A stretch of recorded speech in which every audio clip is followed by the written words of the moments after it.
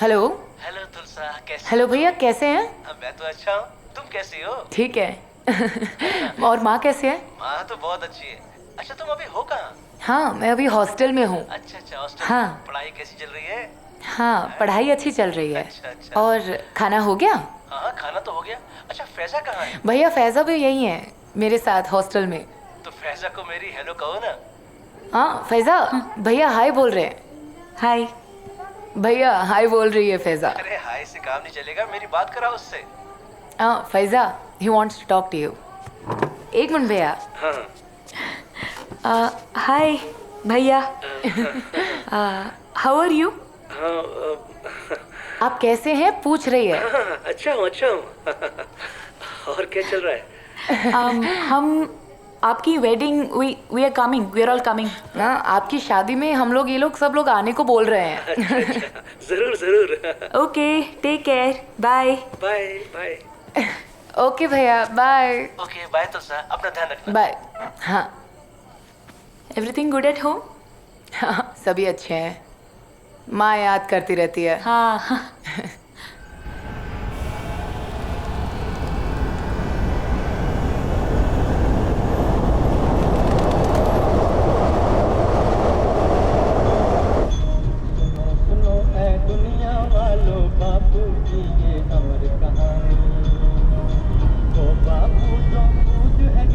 ഈ പാട്ട് കേട്ടിട്ടുണ്ടോ? മഹാത്മാഗാന്ധി വെടിയേറ്റ് മരിച്ച് ദിവസങ്ങൾക്കുള്ളിൽ ചിട്ടപ്പെടുത്തിയതാണ് ഈ പാട്ട്.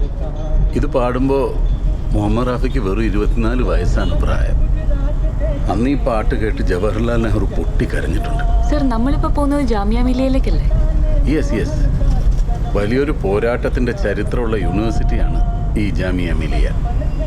പണ്ട് സ്വാതന്ത്ര്യ സമരകാലത്ത് ബ്രിട്ടീഷുകാർ ചില മുസ്ലിം പണ്ഡിതന്മാരെ കയ്യിലെടുത്തു. സമുദായത്തിന് കൊളോണിയൽ വിദ്യാഭ്യാസം നൽകാനാണെന്ന് പറഞ്ഞ് കുറേ വിദ്യാഭ്യാസ സ്ഥാപനങ്ങളും അനുവദിച്ചു കൊടുത്തു.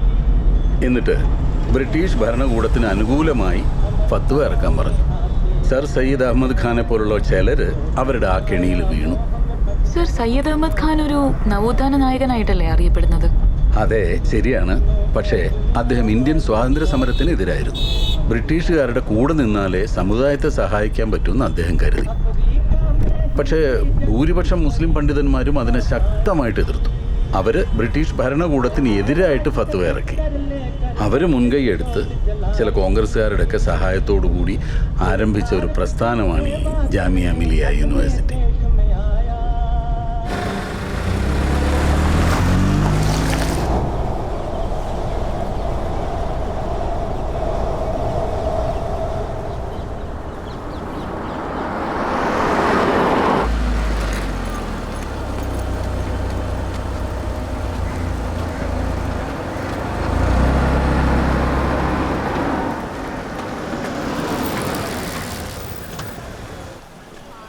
ഇത് പൊളിക്കാൻ ബ്രിട്ടീഷുകാർ കുറേ ശ്രമിച്ചതാ.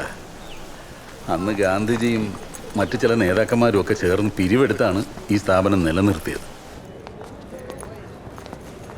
സെക്യുലർ സ്വഭാവമുള്ള ഒരു തലമുറയെ സൃഷ്ടിക്കുന്നതിൽ ഇന്ന് ജാമിയ മിലിയ വഹിക്കുന്ന പങ്ക് വളരെ വലുതാണ്. ഇവിടേക്കാണ് അബ്ദുറഹ്മാൻ സാഹിബ് പഠിക്കാനെത്തുന്നത്.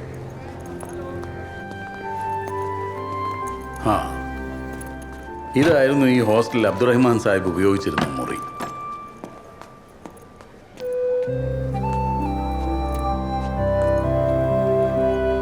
ഫൈസ, അടുത്ത സെമിനാർ ഫൈസ പ്രസന്റ് ചെയ്യും. അയ്യോ സർ, ഞാനോ? It's A part of your research. അല്ല, ഇത്രേ പെട്ടെന്ന്? നീ അക്ഷരങ്ങൾ പഠിച്ചു തുടങ്ങിയപ്പോൾ തൊട്ട് തുടങ്ങിയ റിസർച്ച് അല്ലേ? ഇത്രയും സമയം പോരെ? സർ കളിയാക്കല്ലേ? I am serious. അടുത്ത ആഴ്ച തുൽസയില്ലേ? തുൽസന്റെ ബ്രദറിന്റെ മാരേജ് ആണ്. അപ്പൊ അത് കഴിഞ്ഞു. അതൊക്കെ കഴിഞ്ഞു വന്നിട്ട് മതി. Okay sir. Okay, come. Okay guys, tickets confirmed. अच्छा, कब का है? 10:30 PM. ओके. हाँ, തുൽസന്റെ ബ്രദറിന് എന്തെങ്കിലും ഗിഫ്റ്റ് മേടിക്കണ്ടേ നമ്മള്? യോ, അതൊക്കെ വേണോ? അതൊക്കെ വേണം. പിന്നെ ആണോ? चलो बाहर जाके कुछ खरीद करेंगे. നമുക്കിപ്പോ തന്നെ പോയി വാങ്ങിച്ചാലോ? സമയമുണ്ടല്ലോ ഇപ്പൊ. പോവാം. പോകുന്നവരൊക്കെ പോക്കോ. ഞാനില്ല, എനിക്ക് റെസ്റ്റ് എടുക്കണം. നാളെ തൊട്ട് നോമ്പ് തുടങ്ങാളതാ. നാളെ മുതൽ ഏത് നോമ്പ്? എടാ വരാൻ മടിയാണെങ്കിൽ അത് പറഞ്ഞാൽ പോരെ. എടാ മടിയുടെ അല്ലടാ, പുറത്ത് പോയി എനിക്ക് പുറത്തു നിന്ന് ഫുഡ് കഴിക്കണം. നിങ്ങളുടെ കയ്യിലാണെങ്കിൽ 5 പൈസയില്ല. അല്ല എന്റെ കോമഡി ഫ്ലോപ്പ് ആയിരിക്കും. ഒന്ന് അങ്ങോട്ട് നോക്കിയേ, ഒരു ഉഗ്രം കോമഡി പറഞ്ഞാ. പൈസ എന്താ ഫോൺ എടുക്കാത്ത? എത്ര നേരം എന്നെ വിളിക്കുന്നത്? ഹാരിസ്ക, അത് ഫോൺ ഞാൻ ഹോസ്റ്റലിൽ വെച്ച് മറന്നുപോയി. എന്ത് പറ്റി? എന്താ അവിടെ? ഞാൻ ഒന്ന് പുറത്തു പോയി വെച്ചിട്ടാ. അത് ഹാരിസ്ക, നമ്മളെല്ലാവരും ഇപ്പം ഒന്ന് പുറത്തു പോകാൻ നിൽക്കുകയാണ്, അതുകൊണ്ട് വരാൻ പറ്റില്ല. നമ്മളാ? ഏത് നമ്മള്? ഞങ്ങളൊക്കെ. ആ എടോ, തൻ്റെ കെട്ടിലങ്ങാടിയല്ല, ഡൽഹിയാണ്. 6ാം നാടാണ്. കാര്യവീടുള്ള ഒരാൾ കൂടെ വേണം. എന്നാലേ ഇവരുടെ കൂടെ ഒറ്റക്ക് പോകണ്ട, ഞാനും കൂടെ വരാം. അയ്യോ, അതെങ്ങനെയാ ഹാരിസ്ക? നമ്മളെല്ലാവരും കുറേ പേരുണ്ട്, അതിൻ്റെ കൂടെ ഹാരിസ്ക എങ്ങനെയാപ്പോ?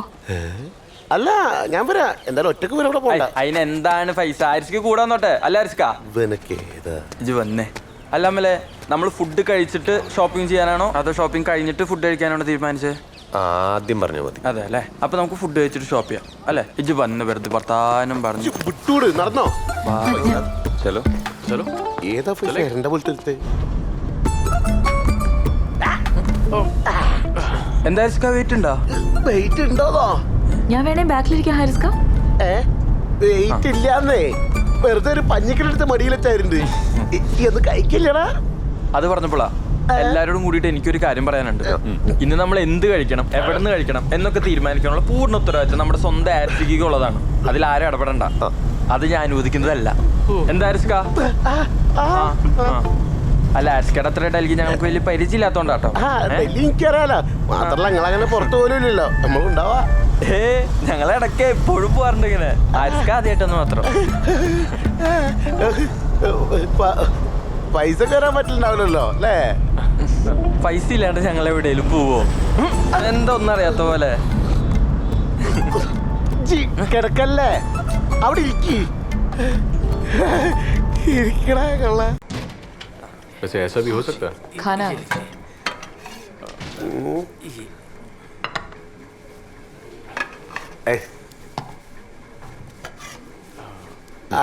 എക്സ്ക്യൂസ് മീ, ഈ പുട്ടൊക്കെ പൊടിഞ്ഞാണല്ലോ. എനിക്ക് പൊടിയാത്ത പുട്ട്. പുട്ട് പൊടിഞ്ച് ഹോത്താ ഹൈ. അതായത് അണ്ണാച്ചി അല്ല പറഞ്ഞോടത്ത് ഈ ടൂട്ടാ എനിക്ക് ടൂട്ടാ ചെയ്യും. ഞാൻ തുടങ്ങണേ. ഓക്കെ,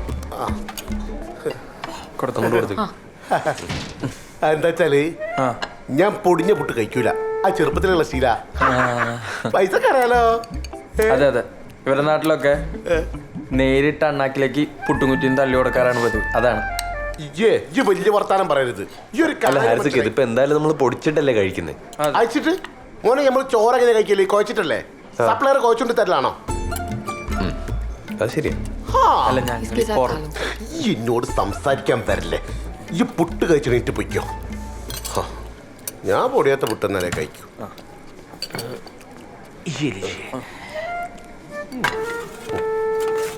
പാസേ എന്താണ് ഹൈബി? പൈസ ഒക്കെ കൊടുക്കണോ? അങ്ങനെ കൊടുത്തേ പൈസ. മോൻകൊതേ